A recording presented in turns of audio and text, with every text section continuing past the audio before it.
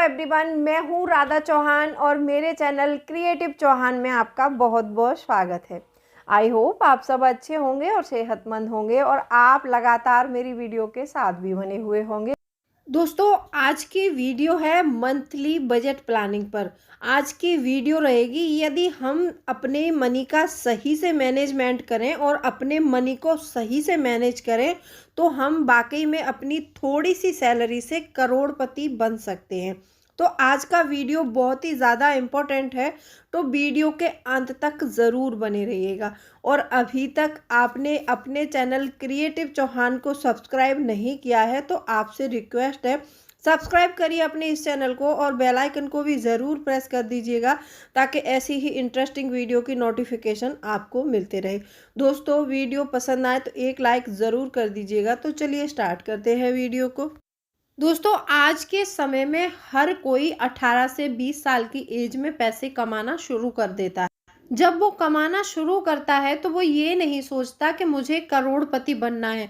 वो जो भी पैसे कमाता है वो सारे पैसों को ऐसी चीज़ों पर खर्च करता है जो समय के साथ में अपनी कीमत घटा लेती हैं। जैसे ब्रांडेड कपड़ों पर, ब्रांडेड शूज़ पर और अपने शौक पर, अपने फैशन को पूरा करने में। और ज़्यादा करेंगे तो ईएमआई पे चीज़ें खरीदते हैं और आईफोन का बहुत ज़्यादा ट्रेंड चल रहा है। अभी बच्चों को ये चीज़ समझ नहीं आती कि हम यदि थोड़ी सैलरी कमा रहे हैं तो इस थोड़ी सैलरी से भी हम करोड़पति बन सकते हैं यदि इस पैसे का सही मैनेजमेंट किया जाए तो। वो मनी मैनेजमेंट के बारे में कोई भी ज़्यादा जानकारी नहीं लेते हैं और इन्वेस्टमेंट से उनका दूर दूर तक कोई नाता ही नहीं है। वो इस चीज़ को सोचते समझते ही नहीं है कि इन्वेस्टमेंट क्या होती है, मनी मैनेजमेंट क्या होता है, यदि हम अपने मनी को मैनेज करें तो करोड़पति बन सकते हैं। उनके दिमाग में घूम रही होती है तो सिर्फ एक चीज़ घूम रही होती है। वो बोलते हैं कि अभी तो मेरी सैलरी सिर्फ 20,000 या 25,000 है, इसमें से मैं क्या ही करोड़पति बनूंगा। वो ऐसा सोचते हैं कि करोड़पति बनना है तो कम से कम लाखों में सैलरी होनी चाहिए, लेकिन ऐसा नहीं है।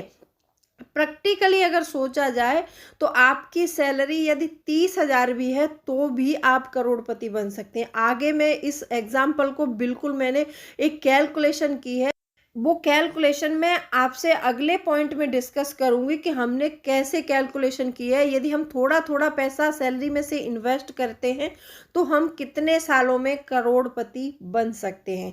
अब दूसरा पॉइंट आता है कि जब भी आप अपने मनी का मैनेजमेंट कर रहे हैं और आपकी सैलरी कम है तो जो 50-30-20 जो फॉर्मूला है ना, वो बेस्ट फॉर्मूला है आप लोगों के लिए। उस फॉर्मूला से आप अपने मनी को ज़रूर मैनेज कीजिए।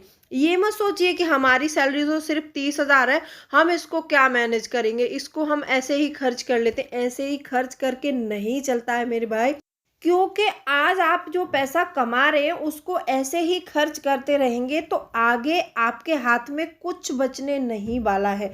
आपका भविष्य बिल्कुल सिक्योर नहीं होगा, क्योंकि आजकल महंगाई इतनी हो रही है कि कम पैसे में घर चलाना भी मुश्किल है। तो इसीलिए यदि आप थोड़ा थोड़ा पैसा भी इन्वेस्ट कर सकते हैं तो इन्वेस्टमेंट को सीखिए, ज़रूर सीखिए। बहुत सारे लोग ये सोचते हैं कि मेरे पास तो इतना टाइम नहीं होता, मैं कैसे शेयर मार्केट को सीखूं, कैसे मैं इन इन्वेस्टमेंट के बारे में जानूं। तो बहुत सारे इतने सिंपल इन्वेस्टमेंट है कि वहाँ पर आप अपनी सैलरी का थोड़ा थोड़ा पैसा भी इन्वेस्ट करेंगे तो आप कुछ ही सालों में करोड़पति बन सकते हैं। अब यहाँ पर मैंने 50-30-20 फॉर्मूला बताया, तो यहाँ पर आपको क्या करना है कि आपकी सैलरी मान लो 30,000 है तो 30,000 के अकॉर्डिंग आपको 50% अपना बेसिक नीड में देना चाहिए। जो आपके घर का रेंट हो गया, आपके घर की ग्रोसरी हो गई, जो कुकिंग मटेरियल लाते हैं, आपके घर के बिजली के बिल, इलेक्ट्रिक बिल, ये सारे आप 15,000 में कंप्लीट कर लीजिए। 30,000 का 50%, ठीक है। अब आता है 30%। जो 30% पैसा होगा 30,000 के अकॉर्डिंग आपका 9,000 रुपये हो गया।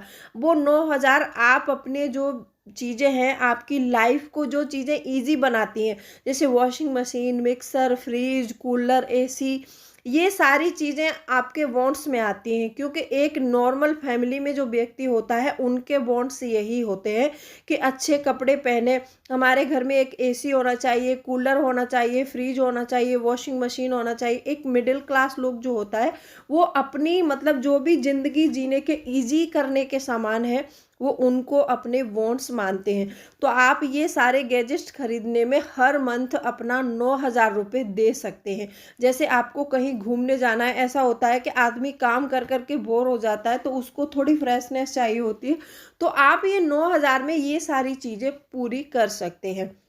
अब 30,000 के अकॉर्डिंग आता है 20%। 20% पैसा यदि आप अपनी सैलरी का 20% हो रहा है हमारा 6,000 रुपये। 6,000 रुपये आप यदि कहीं पर भी निवेश करते हैं तो आप 6,000 रुपये से करोड़पति ज़रूर बन सकते हैं। आपको यहाँ पर 50-30-20 वाला फॉर्मूला आई होप अच्छे से समझ आ गया होगा कि आपको अपनी सैलरी को ऐसे करके मैनेज करना है, ठीक है। इस तरह से आप अपनी मंथली बजट प्लानिंग करिए। अब मैं बताती हूँ, जैसे आप 6,000 रुपये हर महीने कहीं निवेश कर रहे हैं। आपने ये क्वेश्चन भी आया था इसमें कि मतलब नौकरी करते हुए शेयर मार्केट में मतलब पैसा लगाना संभव नहीं हो पाता है, क्योंकि जॉब के चलते हुए आदमी शेयर मार्केट को ज़्यादा मतलब अब्जॉर्ब नहीं कर पाता, ज़्यादा नहीं सीख पाता है। तो आप एक सिंपल इंडेक्स फंड में पैसा निवेश करके भी करोड़पति बन सकते हैं। अब यहाँ पर आपकी सैलरी 30,000 थी, 30,000 के अकॉर्डिंग 20% आपको निवेश करना है। तो आप 6,000 रुपये हर महीने किसी भी सिंपल इंडेक्स फंड में एसआईपी कर दो। और आपने ऐसा ही किया, आपने क्या किया कि किसी भी एक सिंपल इंडेक्स फंड में हर महीने 6,000 रुपये की एसआईपी कर दी। जब आपने एसआईपी शुरू की तब आपकी एज 20 साल थी। 20 साल की एज में आपने मतलब निवेश करना शुरू किया। जब आप 50 के होंगे तब तक आपका निवेश 30 साल हो चुका होगा। जब आपकी उम्र 50 साल की होगी तो आपके निवेश का टाइम हो जाएगा 30 साल। 30 साल तक आपने 6,000 रुपये सिंपल इंडेक्स फंड में एसआईपी की है, उसमें निवेश किए हैं। तो 30 साल में जो अमाउंट आप जमा करेंगे वो अमाउंट हो जाएगा 21,60,000 रुपये। अब इस 21,60,000 रुपये पे आपको 12% का सालाना रिटर्न मिला। अब आपका पैसा यहाँ पर हो जाता है 2,11,69,483 रुपये।